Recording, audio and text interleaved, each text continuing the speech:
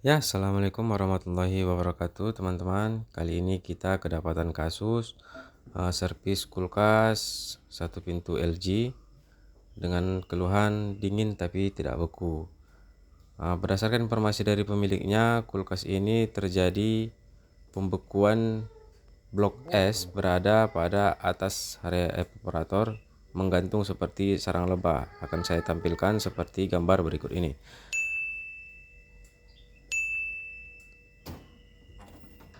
Nah, untuk kasus seperti ini biasanya terjadi akibat adanya pengurangan refrigeran atau freon.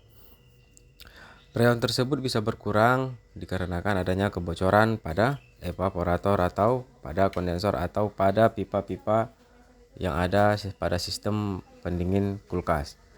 Nah, untuk menentukan tersebut saya mendapatkan informasi dari pemilik kulkas adanya kotoran-kotoran yang jatuh dari evaporator berwarna hitam. Dari situ saya mencurigai mungkin adanya kebocoran pada evaporator kulkas itu.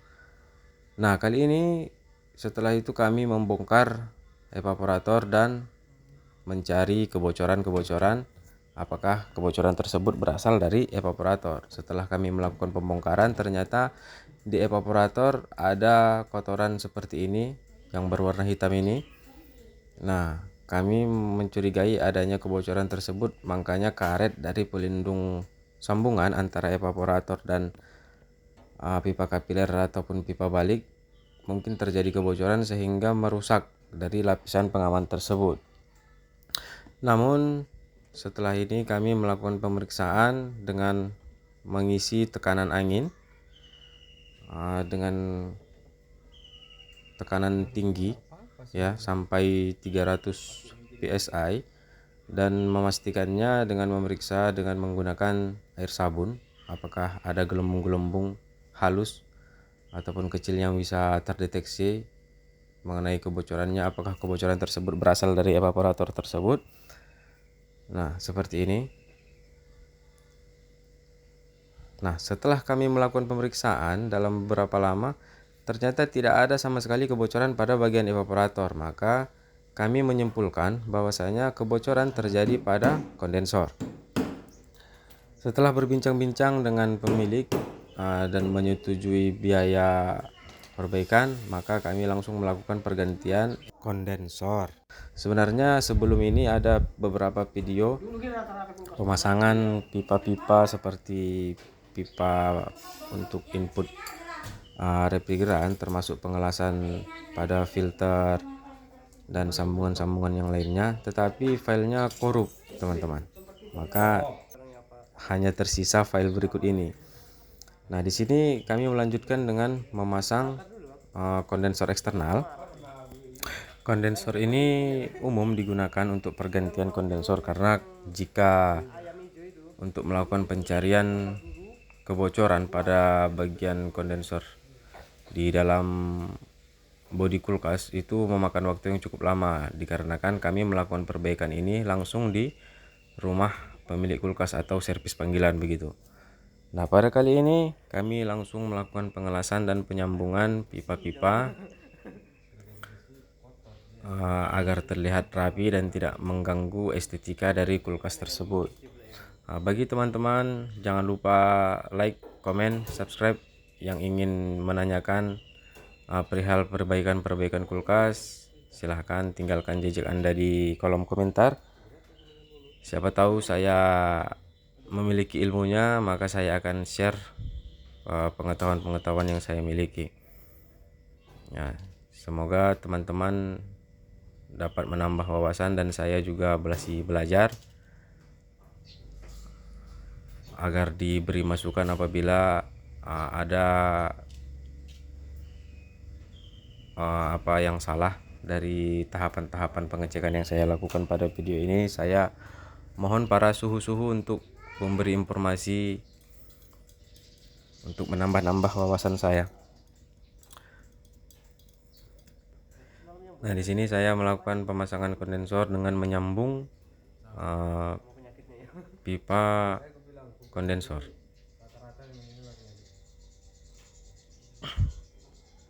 Nah, di sini kita lakukan pemotongan ataupun pengelasan dengan rapi, agar kiranya pekerjaan kita enak dilihat, tidak semrawut ya.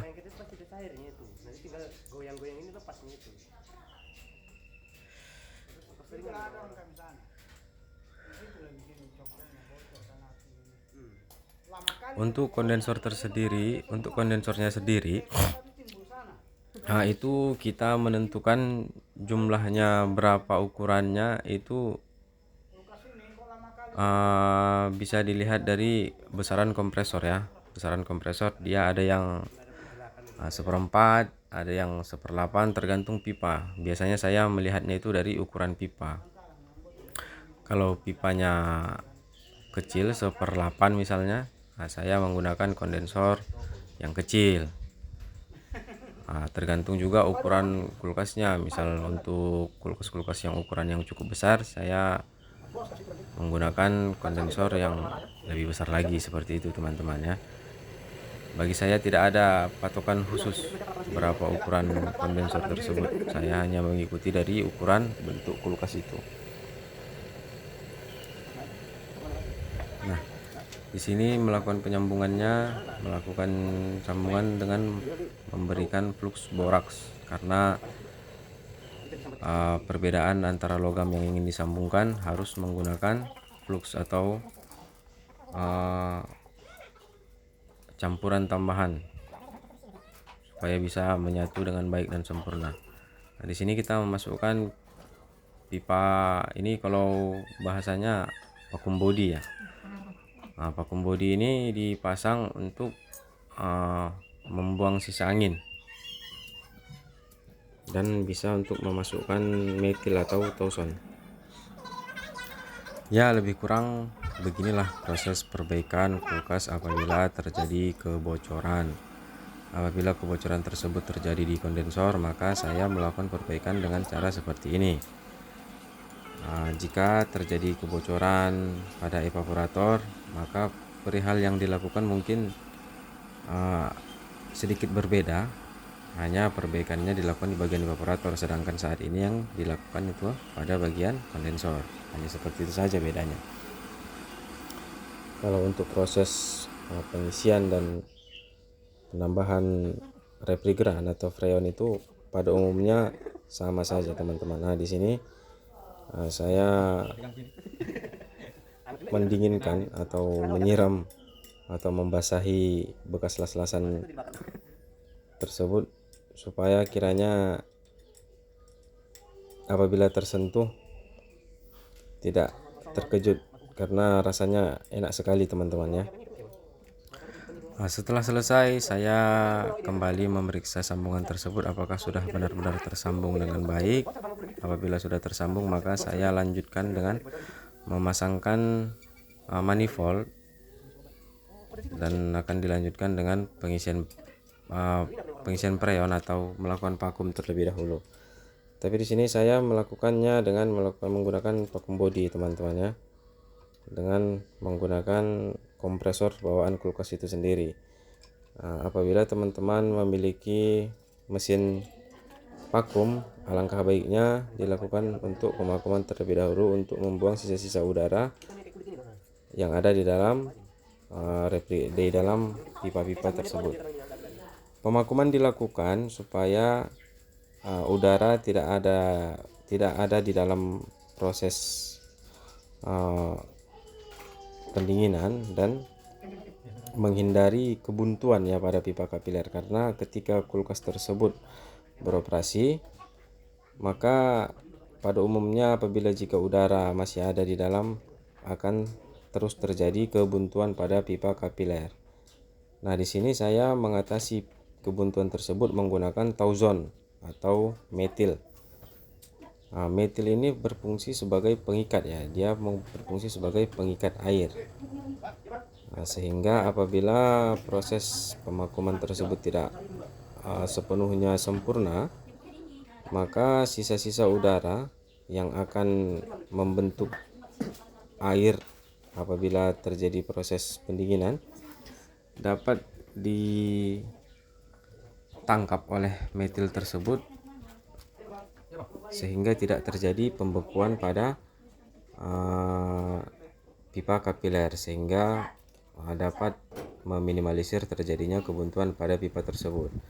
Nah, setelah sekian lama melakukan pengisian, di sini terbaca untuk tekanan freon sudah berjalan normal dan pipa-pipa kondensor sudah terasa mulai panas dan hangat kan.